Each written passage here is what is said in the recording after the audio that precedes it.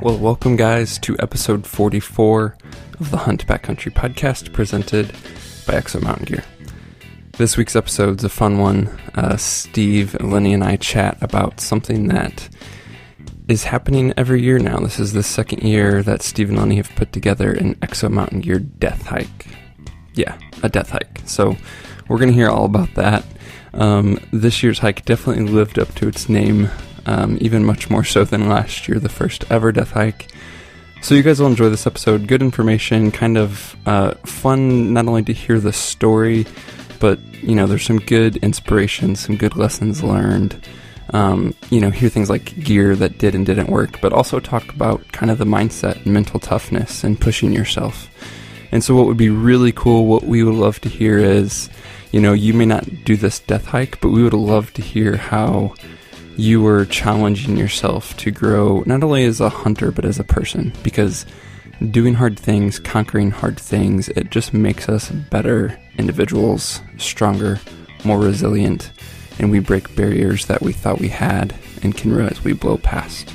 So anyway, hope you guys enjoy this episode. Before we get to it, I want to give a shout out to the screen name Student at WOU. So this student, you left us a great review on iTunes. We really appreciate that. Go ahead and contact us via email, podcast@exomountaingear.com. We want to send you some Exo swag. We certainly know what it's like to be a student, so you certainly deserve some Exo swag for taking the time out to leave a review.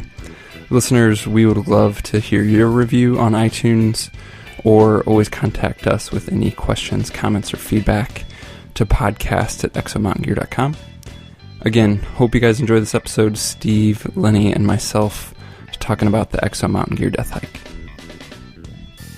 Well, Steve, Lenny, welcome to the show. Hopefully you're not hurting too bad and we'll get to that. Talking shouldn't be too hard. Moving might be a different story, right? Yeah, pretty much. Very true. So you guys are just coming off of the Exo Mountain Gear death hike, which is kind of a cool event that this was the second year you guys have put that together. And I guess just real quick to give listeners context, tell what you did last year and then kind of give the jump that you made this year and how the trip was different.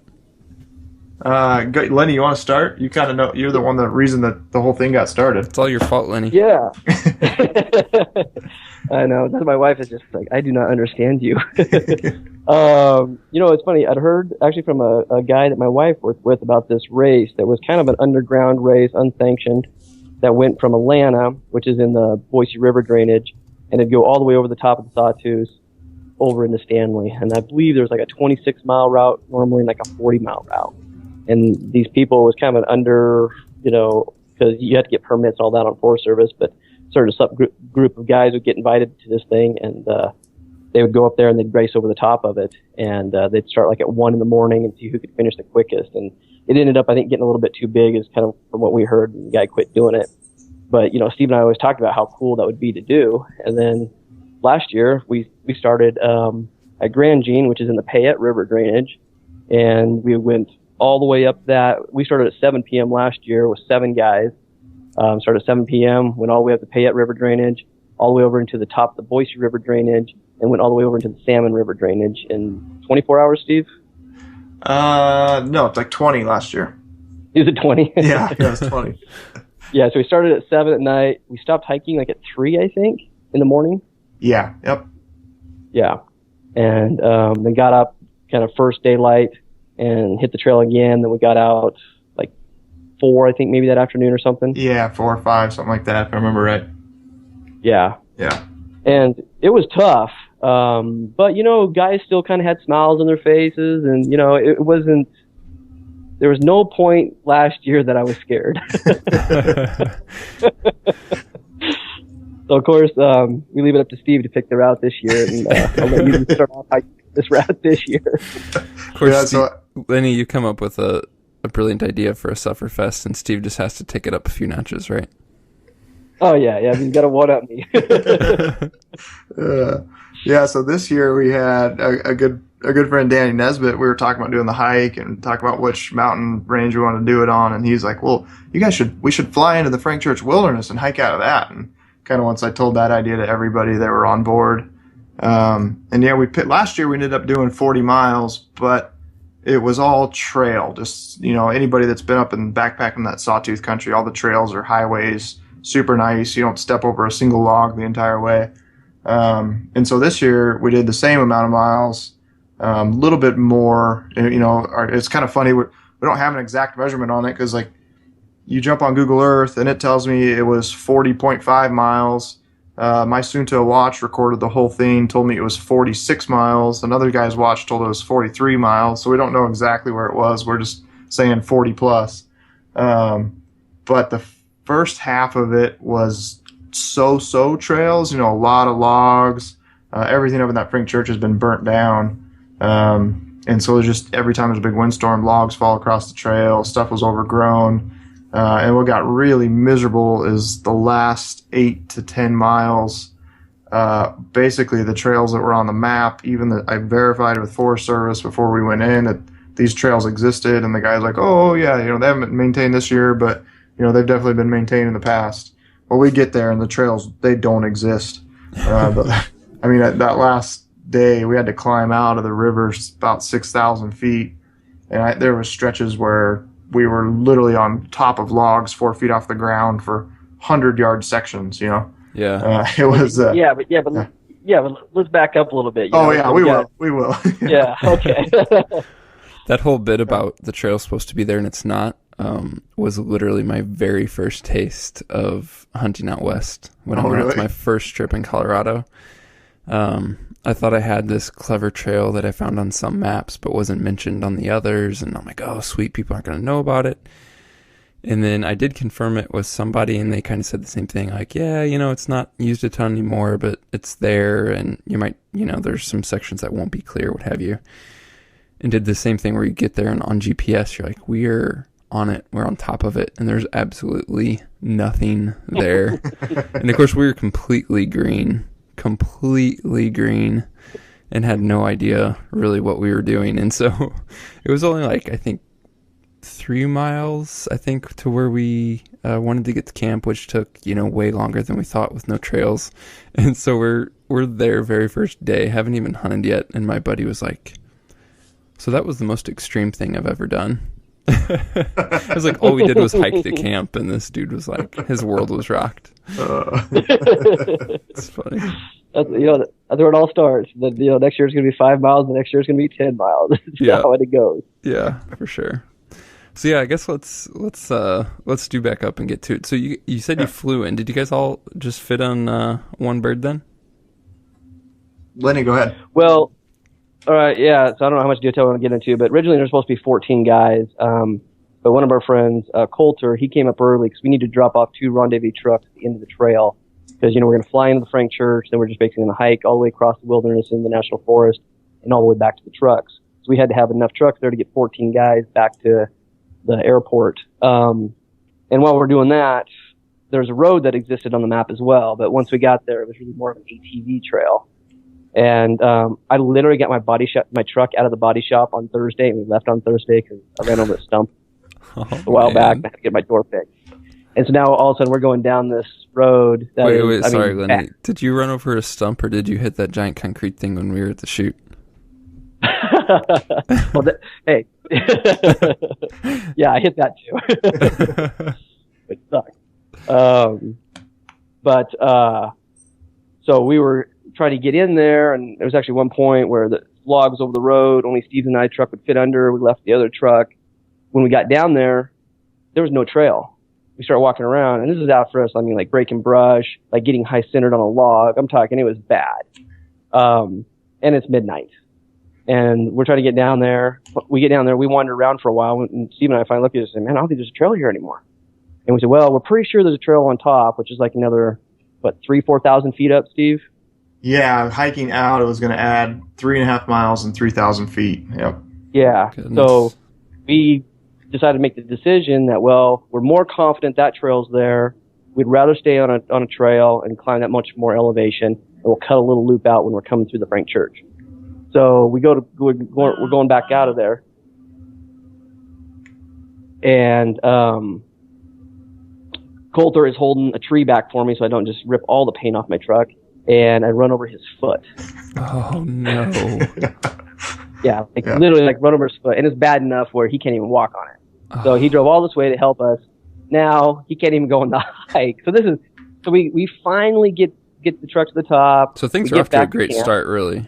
Yeah. Oh yeah, great start. Yeah, so now it's 2:30 in the morning when we're finally done and getting back to camp. And we got to get to the airport in the morning. And Coulter's foot is basically disabled, so he can't go on the hike. So it started off just, great.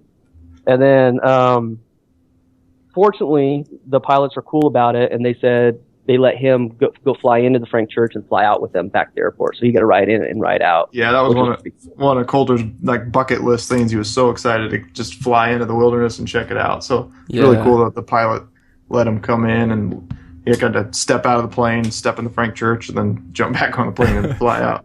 Yeah. Oh. Yeah.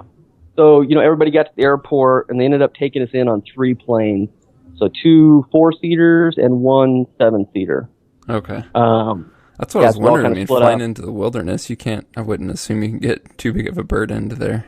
Yeah. The Chamberlain Strip, we landed at Chamberlain Basin. It's a pretty big runway, but yeah, that Islander plane we took in technically could take 9, but we had to, divide it up into 3, and it was still cool. That flight in was so cool. We fly out of McCall, and our pilot stayed just crazy low. Like we were barely skimming treetops flying all the way in there. It was awesome. That'd be cool. It was cool. But our second indication of this trip was probably not going to go very well was, as a pilot started off, he's, hey, my name is so and so. Where are you guys going? We tell him, and his very first reaction was, "Oh shit!" I'm not kidding you. That is what he said. He's like, "Are you serious?" And he's like, "You know how big that is?" I'm like, "Oh yeah, we got it handled. No big deal." He's like, "Okay." He's thinking, "I'm going to be flying back looking for you guys as a rescue pilot." You boys got flares? Yeah. Yeah, it was pretty cool. He was just like, "Oh shit, guys, that's a long ways." Oh man. Yeah, we're all confident and pumped up, and no problem. We did 40 miles last year. We'll be fine. Jeez. Yeah. That 40 miles of not trail is a big, big difference compared to what we did last year of trail. Yeah.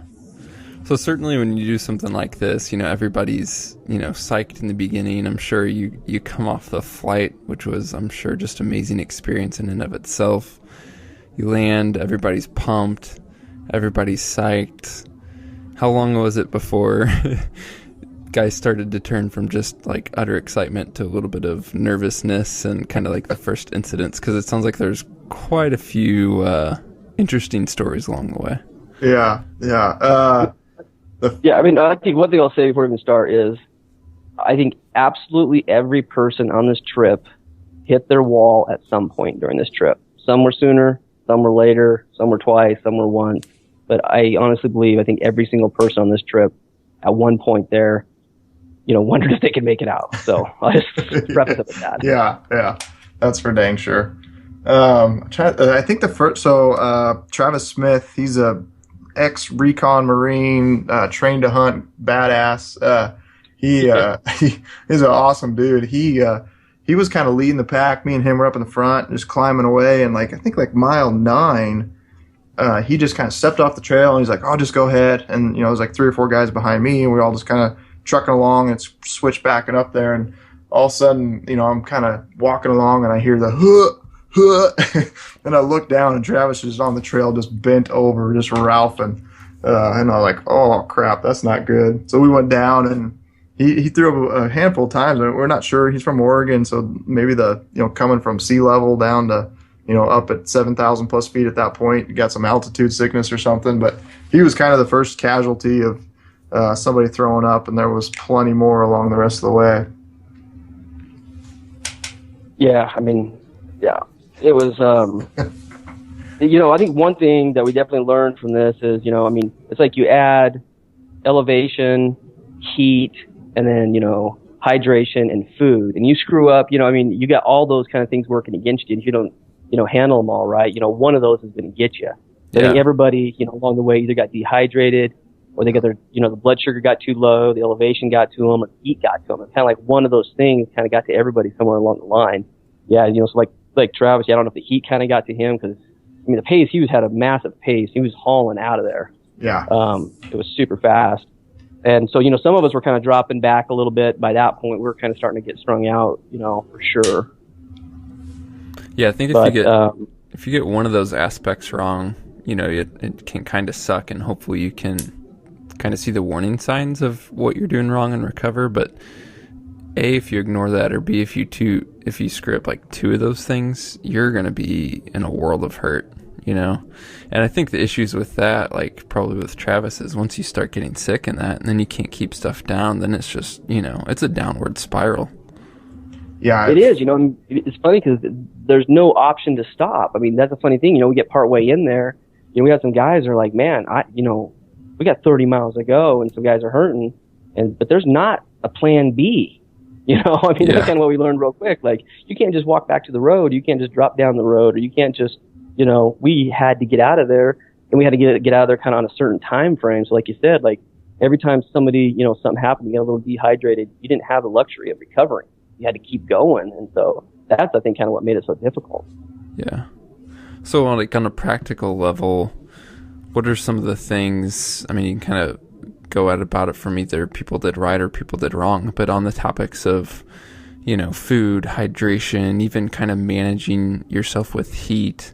These are all factors that, are, magnified on this hike, but, still the same types of things that guys can run into on extended hunts. And so what's kind of some of the tips on do this or don't do that you guys either experienced personally or just seen other guys struggle with on this hike?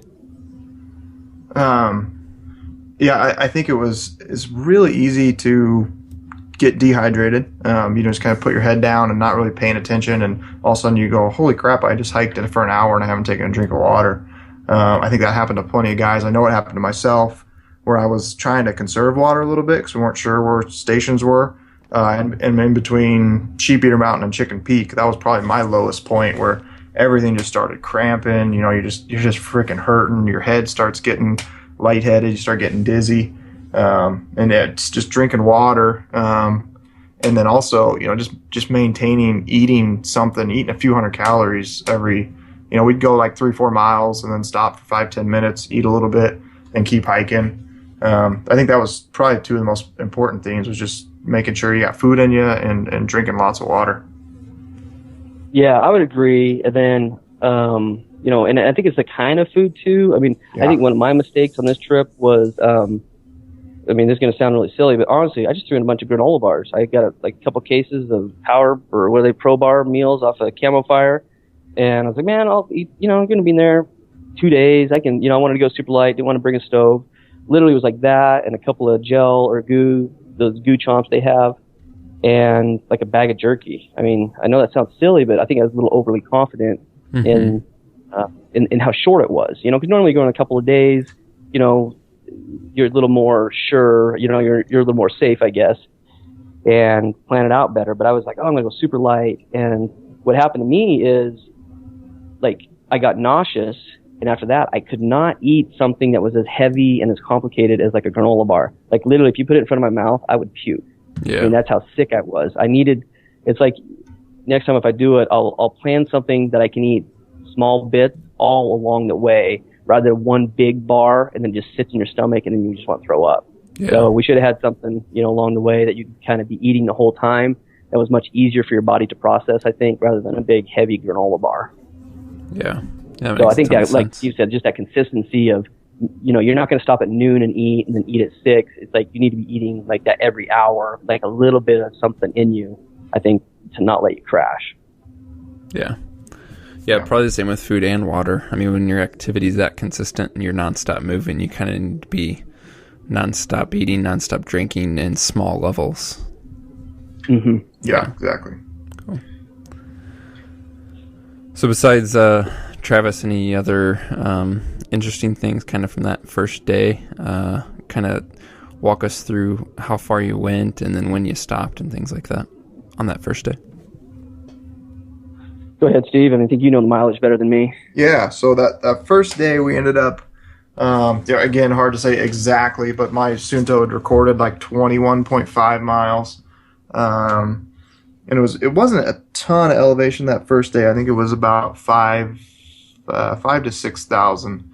Because really we flat and then climbed probably 4,000 feet and then hit this ridge where it just kind of up and down for like 10 miles trying to get to this Chicken Peak. And once we got on that ridge, we were doing pretty good. We lost the trail a couple times, which just a pain in the butt. You're just kind of walking around looking for it, looking on the map. The trail's not there, trying to find it. Another guy, Jared, he was definitely struggling that first day. Just just kind of, I don't know if he wasn't quite ready for it or his body just wasn't reacting well. So he was really struggling, just kind of, just doing his best to keep up. And we ended up kind of like taking parts of his pack apart, and giving weight to all the other guys so he could kind of keep up. And I'm trying to think, it just ended up taking, we thought we were going to get to that Chicken Peak at 7, 8 o'clock and be able to sit up there in glass and hang out and go to bed. And we didn't actually get there till almost 11 o'clock at night. So everyone was just dog tired, get some food in you. We basically just we all had just bivy sacks in our bags and pads, and just, we were like on the side of the mountain. Half the guys were sleeping in the trail, and pretty much went to bed. I think probably about midnight for everyone got to bed, and then everyone was up at 6 a.m. Ready to go, kind of dreading the next day in front of them. So we woke up and had like this 10-mile, just kind of gradual hike downhill. Where we dropped 1,000 feet or so, and then basically you got to this breaking point. Well, actually, the last like 2 to 3 miles of that was just really burnt ridge, and it was like, in order to go 1 mile forward, you probably went like 3 miles in and out, left and right. There was so much freaking downfall across the trail that it just zapped you, because you're just constantly like every 10 yards up a log, under a log, over, up and down. And then so we finally get to where it really starts dropping into the South Fork of the Salmon River, and it's basically 6,500 to 7,000 feet just straight down. Somebody said they were going to count the switchbacks, and it's got to be like 100 plus switchbacks coming down that thing, and you just drop and drop and drop, and that's where it started getting. It was mid-afternoon at that point. Guys were getting hot. Russ Meyer, his knee was really just killing him. That part got pretty rough. A few guys, Tyler Boschma, and I can't remember. Lenny, were you there when the rattlesnakes were in the trail? Yeah, I was right behind Tyler. Oh, yeah. So I wasn't even there for that part. What happened? Yeah, it was a good thing it was Tyler, because, man, I hate snakes. I would have screamed like a girl, man. Honestly, Tyler, he just kind of jumped back and was like, "Oh, rattlesnake!" It was that fast. And, he stepped about a half inch from it. It was probably like a 3-foot rattlesnake. And then, frankly, I don't know if it's legal to kill rattlesnakes, but I was ready to grab a rock because we had, 12 guys coming behind us, and I didn't want anybody else to get bit. So I was going to kill the thing. But Tyler was like, no, man, these are like endangered. We need to go put this over here and put them away. He's like, he's docile. He's not very aggressive. So he literally carries them with his walking stick and throws them down the hill. And I'm like, okay. And he was all calm about it, because he used to live down in New Mexico and has dealt with snakes a lot. So, of course, I'm like, okay, all right, fine, we'll let him live. And then literally, like, the switchback goes around the hill and curves right back under where he'd just thrown it again. So I'm like, really? Yeah, but that was my only run-in with the rattlesnake, which was scary, because, all of a sudden you realize, you're in the wilderness, and like, man, somebody gets bit back here. It's not just run back to the road. So definitely made you careful, because we were cutting a few switchbacks, trying to get down the hill. And after that, man, I stayed on the trail the whole way. Yeah. At least you get visibility to where you're stepping. Yes. Yep. Yeah. And trust me, there were several, like, grasshopper. Oh, snake. Oh, no. Okay, we're good. Or, But, one of the crazy things is when we hiked through the Frank Church, so the Frank Church, I don't know if, it's a big kind of tall basin way up in the top. And I think we saw like 3 deer and 3 does and like a little forky in like 25 miles up there. Yeah, that was such a disappointment. Wow. It was, It's funny. We laughed. It was almost like an ecological wasteland. There's a lot of wolf crap in the trails. You can tell those wolves, they just run up and down those trails, and you can just see wolf crap up and down the trails. And, I'm not a biologist or anything, but it was weird because we were, there towards the end, we were glassing because we're up really high. We're glassing every basin, and we'd be like, oh, look at that basin. I can see some bulls up there. We'd glass them. Nothing. No you didn't bulls see up any there. elk at all? Just those Not a single muleys? elk. Yep. Wow. Not one elk in the entire Frank Church. Yeah, not until we during dropped the- down to the river. Yeah. I think you guys are full Yeah. of crap. You're planning on going back and hunting, and you're just telling all the podcast listeners how horrible it was. No, we There were was like super 6x6s around every corner. disappointed. Full We were- Right, velvet. because that's what we always heard. Like my grandpa, he went in there in the 60s.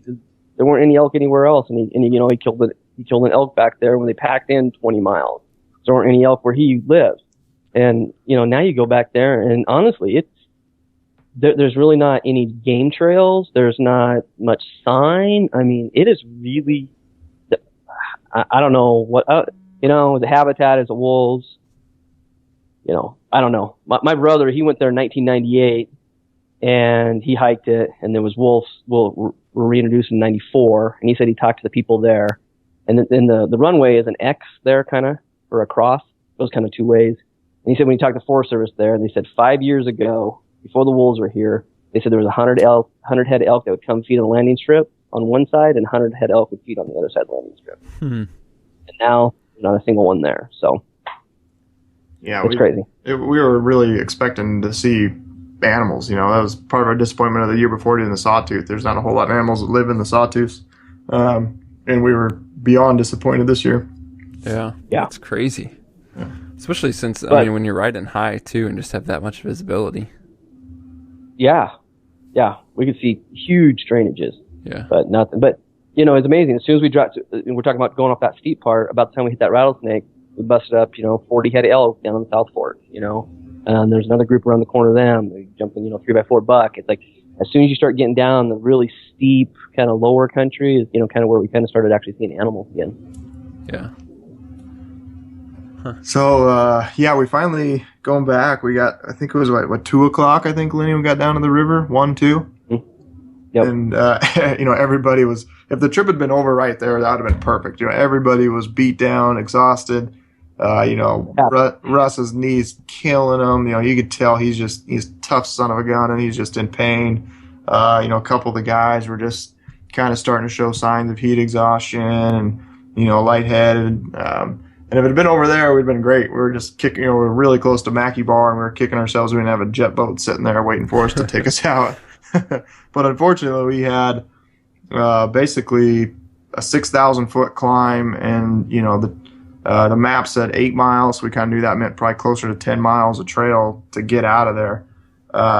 Everyone's just like, "Holy crap, how are we gonna do this?" I had a couple talks with a few of the guys, like, "Hey, are you up for this? Because if you're not, we need to figure out Plan B right now, which would basically send you down to Mackey Bar, and we'll call in a jet boat for you tomorrow and give you all the food we can, and you just have to wait it out." And everyone decided to go, and we had the problem is, going back to that very first night, we had elected to take the trucks to that farther place, and we were really just hoping and praying that trail existed. When we dropped off the trucks at 1:30 in the morning that night, we kind of walked the first 100 yards of the trail, and oh yeah, there's a trail here. There was a sign up on top said South Fork this way. So Lenny, me and Brad and Tyler Boschma decided to kind of go on ahead of the group and go scout out that trail and see how it was. And Lenny and I had our DeLorme inReaches, so we could text each other back and forth, and I was going to let him know the status of the trail. And so you got this 1,200 foot climb right out of the river, and I think we screwed ourselves because we got down the river. Everybody got in their underwear. We gotten there and basically iced our bodies for half an hour. And I think there was a shock factor of getting out of the water and then basically just humping it 1,200 feet up this switchback, really steep trail. It's probably 3 o'clock in the afternoon at this point. It's plenty hot, getting close to 80 degrees. I bet it's 90 in the bottom there. Yeah, it probably was. 2,500 feet in the bottom. Yeah, it was hot. and people just started dropping like flies. We had guys just getting really sick, really lightheaded. What was there was these huckleberry bushes everywhere, and people were, we're running low on food, and people are just like foraging, like, just freaking ravaging the bushes, eating as many huckleberries as they can. So yeah, anyways, Brad and Tyler and I get up there. We get to the saddle, and the trail kind of gets us to the saddle. It's old, but it's there. And we get there, and then the trail was just stopped. And at this point, it was supposed to fork and go to the closer, which where we're supposed to park the trucks, and then go right straight up the mountain to where the trucks were. And we're just, like sitting there going, oh crap, this isn't going to be good. So Brad, Tyler, and I took off to the right, up the trail, and I was going to text Lenny if it was good. And we get like, it kind of existed for like a mile. And I think, I don't know if, some elk down in that country, if they're just kind of using the trail, keeping it up. And so after like the first mile, I'm messaging Lenny on the door. I'm like, hey, trail's really good this way. Your call, but I think you should come this way. So Lenny, you're at the saddle kind of waiting for the message. Yep. Yeah, so we're sitting at the saddle, and we're trying to make an executive decision, and from this saddle, we can look up, and 3 miles, kind of the way the crow flies, is the saddle, where we were originally supposed to go, or we go, like 8-10 miles straight up to where the trucks were. His plan was, if they get to, basically Steve and I, we kind of stepped aside, and we just kind of had a real frank conversation, like, not everybody's going to make it. I mean, and honest God, that's the truth. There's, I don't think, me included, I'm not sure I could have made it out that night. And so we just had a frank discussion about it, and I said, well, I'll take him to the saddle, then we're going to make an executive decision. And we just decided to gamble. And fortunately, Russ had kind of hunted that country in the past, I think, and he basically said, no way we're going up there. He's like, I've been up there. It's a deadfall mess. He's like, no way we're going up there. Let's go this other way. So everyone decided to go the opposite way of where Steve and Brad and Tyler went, and we dropped kind of down this little hole and started making our way up there. And fortunately for us, the trail was actually not too bad, but kind of some of the guys in our group were definitely suffering because I think I got some heat exhaustion as soon as I came out of the river. It's funny, I came down the hill. I was the first one down the hill. I was feeling great, and I was just like, oh yeah, there's going to be a piece of cake. I'm going to buzz out of here, feeling great. But like, I don't know if sitting in that water or something happened, and I got I don't know, not a lot of people know me, but I've mountain bike raced, I've done other races. Like, I've never in my life hit a wall like I hit this weekend. It was literally, I've always been able to mentally push myself where I could force my body to do whatever I needed to do. And it's the first time I couldn't do that. I physically was not able. And I was profusely sweating. I was covered in chills. I mean, I was like foggy brained. It was, and I'm still, you're way the heck in there. There's no choice of, I'm just going to go walk back to the truck. You got to get yourself out of there. So, I think everybody went through one of those moments, and that was kind of mine. And then it took me about an hour and a half to recover. Then once I recovered, we got to the split. Those guys went up. I took all the guys the other way, and we started busting out of there. And then, after that, a couple of other guys started really struggling. I mean, bad. Where I was really fortunate.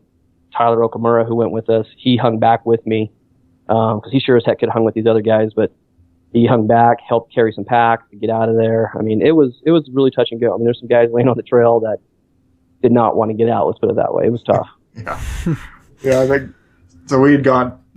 Three of us had gone up to the right, and we were like, all right, we're going to get to the trucks, and we'll drive them around down to the guys. And so going back a little bit, I texted Lenny, the trail's really good, and then we go like another half a mile, and all of a sudden trail stops, and it's just like hands and knees crawling through brush, up and over logs.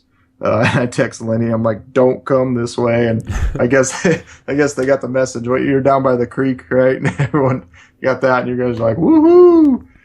Oh yeah, yeah. So for the three of us getting out of there it was freaking brutal. All three, Tyler's ex-Army, he's a badass mountain biker, could do just about anything. He's climbed a lot of summits, rock climbs. I mean, just a freaking athlete. And the three of us, we are all, by the time we got to the top, we were just done. I mean, we're like, hands down, hardest hike we've ever done. I don't think we could go another freaking mile if we had to. It was freaking brutal, just going through downfall jungles where logs are over your head.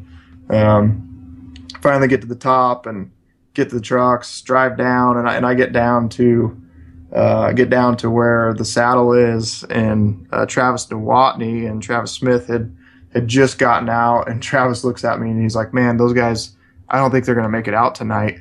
And I just about had a freaking heart attack, and I was like, oh crap, this isn't going to be good. The guys are low on food. They're still down there a couple thousand feet.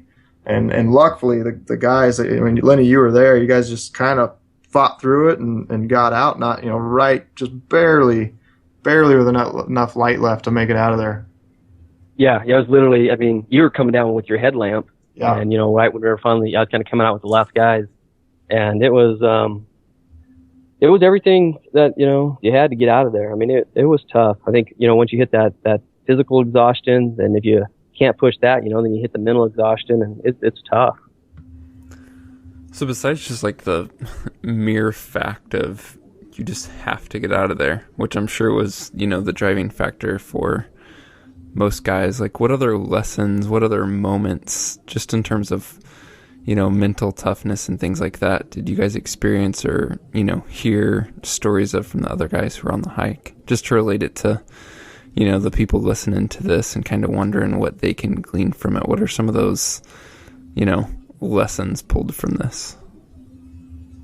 Probably for me was when I hit that heat exhaustion or whatever happened to me, I came up on Rob McConnell, and he was sitting there, and he's just like, dude, you just got to let it pass. You just need to rest. Because I wouldn't quit. I would I just kind of stand there, and I'd kind of get myself together, and I'd just start going again. But I'd only go like 50 yards, and I'd stop again. I'm like, God, I can't go. And so, Rob, he was really cool and just like, hey, man, you just got to listen to your body. You just got to, get past this, and he really kind of talked me through it a little bit, which, I don't like, I didn't like pulling up the rear, I'll tell you that much, but I was like, my body was like shutting down. And, so I think talking me down a little bit, cause I was just kept trying to go, and where I think my body couldn't recover. And once I finally was like, kind of let go, like, okay, I can sit on the trail for a while. Yeah. Like, so kind of giving yourself the permission to listen to your body. Exactly. Yep. Yeah. And then once I recovered, then I was okay for the rest of the time. But if he kind of wouldn't give me that permission to say, hey, it's okay, then I don't know when the heck I would ever recovered. So that was cool, to be with a group of guys. It was like literally, hey guys, we're in this together. We're all coming out together. I'm not gonna leave anybody there. So, do what you got to do. And, there's a lot of support and help with all the guys. Yeah, that was definitely a really cool part of the trip. It's just kind of, the bonding that goes on. And so many guys were, Tyler Boschma was giving extra socks to Russ because his feet were just destroyed. That's another aspect of it. Like, I think every guy by the end of it, except a few, had duct tape covered heels and toes. And so, yeah, guys were giving each other food and their extra socks and, carrying heavier loads for when one guy was really struggling. It was definitely like a team effort, and guys would, Tyler Okamura would stay behind, and just help make sure that guys got out of a hole. It was really cool for everybody just to kind of be in it together. And, it sounds over dramatized, but it was pretty legit. Like, there was on Saturday morning, I thought there was a 50-50 chance we were going to be, pushing the SOS button on the DeLorme for somebody. Cause it was, we were definitely pushing the limits. Yeah. Mm-hmm. I think for me, a couple things to glean from this, and somebody out there listening might have the same problem. I've always had my IT bands get really, really tight. And typically on my left knee during the death hike last year got really bad. And on the downhill, just feels like my kneecap's going to explode. And Travis Smith, I was just sitting there bitching about it because it started hurting. And he's like, man, just roll out your IT bands. And I'm like, it's not gonna, whatever, it's not going to work. So he grabbed my trekking pole and just pushed really, really hard. And, my IT band, which your IT band basically runs from your knee up to your hip, kind of on the side. And I mean, it hurt like hell having him push that, trekking pole into it. And he was kind of rolling it up. But literally it like flipped a switch. Like he did that, kind of just, grinding my teeth for a minute or two while he was kind of rolling that out. And then after hiking 100 yards, all the pain went away. And then, it would I'd hike 5 miles and it'd come back a little bit, and then I could just kind of grab my trekking pole and roll it, or you could actually kind of lay on a log and just kind of roll back and forth and put pressure on that. And it really made a huge difference for me. So if anybody out there has had similar problems, definitely suggest giving that a shot. And then another thing that helped was Brad Brooks. He had packed these Endurolite tablets, and I'm not sure how much. Basically they're salt tablets. They're like magnesium, zinc, and sodium, and you just pop them like every hour, and it's just kind of essentially giving you the electrolytes you need while you're drinking all that water. And I really think that helped a ton. Probably not something you need on a 2 to 3 mile hike or whatever, but if you're really going to be kind of pushing your body's limits, I think it's something that definitely really helped me get through that last day for sure. That's cool.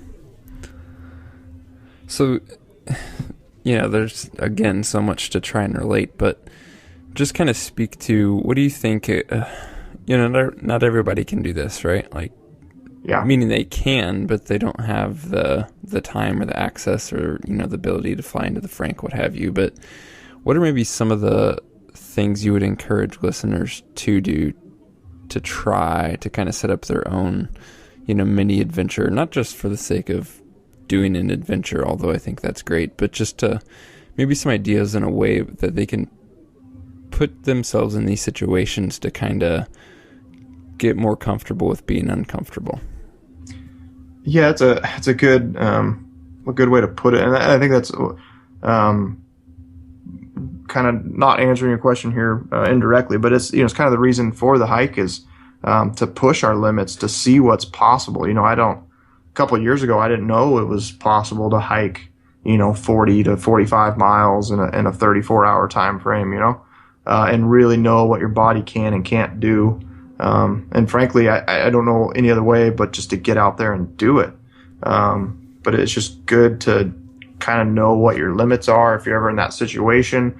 It also puts, hiking 5, 6, 7, 8 miles in the backcountry in perspective and lets you know how easy it is. And I think one thing I learned quite a few years ago doing mountain bike races with Lenny was that pain's temporary. As much as it sucks, when you're in it and it's hard to get out of your head, sometimes you do have to remove yourself from the situation inside your head and just put one foot in another and keep marching forward. And I think it's a good lesson for guys with, you got 100 pounds on your back, and frankly, every pack out's, varying degrees of miserable. But to know that pain is short term. And the best example is, as miserable as this trip was in the middle of it, by midnight that night, by the time we all got back to camp, everyone's laughing and just telling stories and making jokes. And, there was quite a few guys that were hurting. Lenny, actually, the second we got out, you were throwing up. We got in the trucks, and Lenny had to get out of the truck about a mile down the road and frickin' ralphed for a good couple minutes. So some guys were definitely hurting still, but, like I said, it just puts everything in perspective. Yeah. Good lessons for sure. Agree. Yeah, it was fun. I think that we might want to tone it down just a touch. Yeah, it's 2 days later, and I'm still thinking. I think we might want to tone it down a bit. Yeah, we pushed the limits. We straight up pushed the limits of what we should have done. Yeah, it's funny, seeing some of the posts of guys commenting on the social posts and that, saying that, there's guys out there, I want to go next year, let me know. But, you would legitimately, if you keep something this intense, you would legitimately have to screen guys, because you could, you could put the group at risk, really. Yeah. Lenny and I had that conversation in the middle of the hike, man, next year we have to have some kind of screening. Make sure guys are prepared and ready for this, because it's, especially on that, it's a serious liability if somebody goes down when you're in the middle of nowhere. You calling in a helicopter, life flight, whatever. That's a big deal. Yeah, for sure. Yeah, it is. And to the credit of, the Frank Church Wilderness, man, I think we underestimated it. Yeah, 100%. I think that's straight up part of what happened. Yep. You know, I mean, that river country is, if you haven't been in there, it is way bigger than you could ever imagine. So clearly, you know, part of this hike with it being the Exo Death hike and you guys, and I'm sure most of the users hiking had the pack, and it was kind of the point in the beginning, right, was just to put this together to test the packs. So with the changes made this year with the new K2 frame, what was kind of the reception from the guys who used it in these circumstances? Yeah, it's definitely something, you know, it's like, what better proving grounds for a pack than strapping on your back and hiking 40 plus miles, you know? If there's going to be any flaws in the comfort of the belt or the lumbar pad or the harness or something like that, you know, it's going to show up. You're going to get wear spots and guys are going to get sore. And so I think, you know, Lenny and I were both hyper vigilant on, you know, I'm watching every guy the whole time as he's hiking and seeing, is he fiddling with the pack? Is he adjusting the harness, playing with the belt? And frankly, you know, didn't see anything. And you know, the whole time I'm asking, hey, Jason, you know, what's the pack feeling like? How's it doing? You know, how's it riding? And everybody was just like, great. You know, I think everyone got done with that. Then nobody had a single hot spot on their, you know, lumbar or a single rub spot on the belt or harness or anything like that. So, it was definitely, you know, it's cool for Lenny and I to be able to kind of have those as a testing grounds for the pack. Yeah, it was awesome. And, you know, one of the things about the K2 frame is it is a little stiffer vertically than our other frame. And, you know, one of our concerns was with the lighter packs that it wouldn't be, you know, quite as mobile. But, man, I tell you, every single person there that had it was like, this has been awesome. Yeah, and I think average pack was what, about 22 pounds?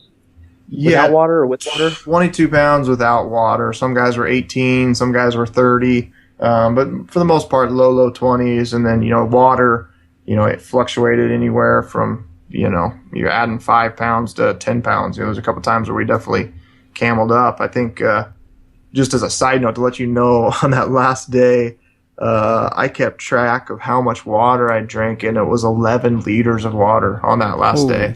Dang. Yeah. And that, you know, and I wasn't peeing that much, you know, maybe 4 or 5 times that whole day. I think Lenny, part of his deal, you didn't pee once the entire day, right? And it didn't matter how much water you were drinking.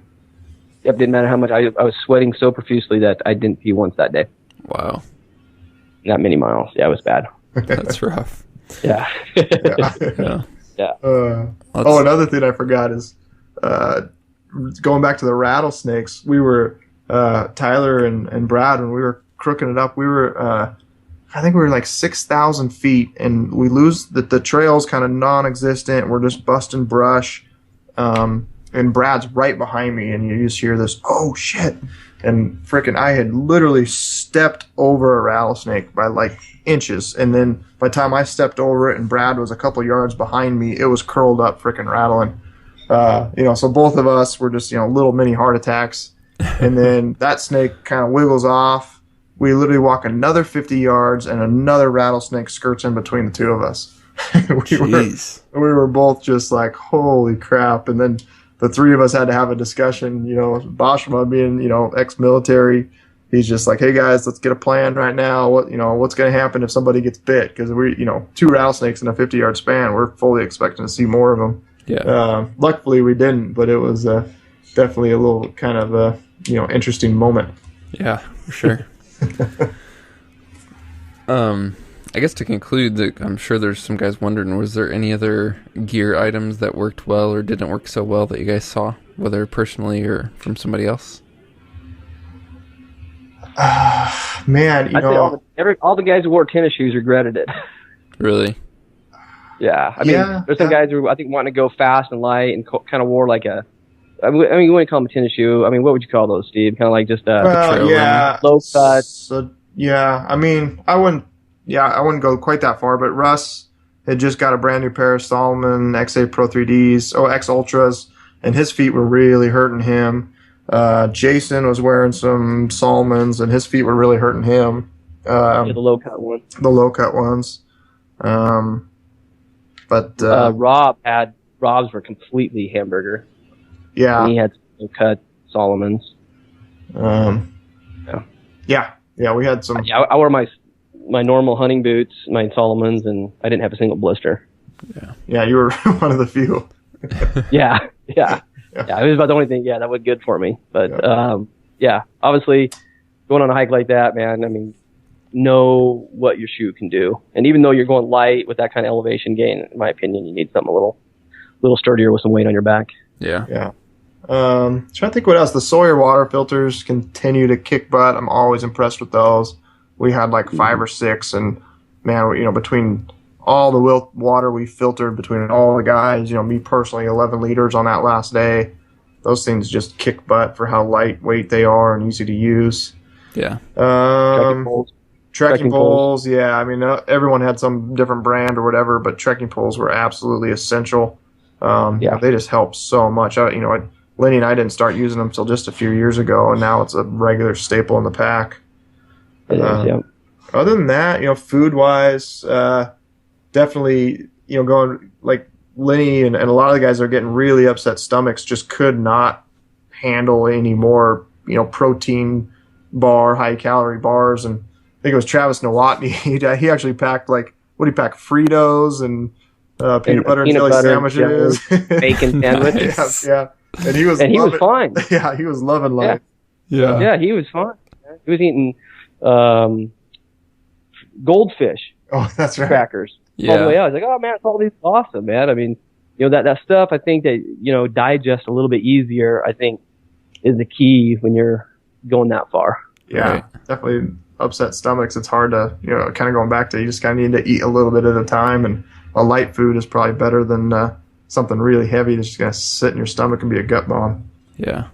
Sure. The other key thing is those DeLorme inReaches are awesome. Oh, man. Yeah.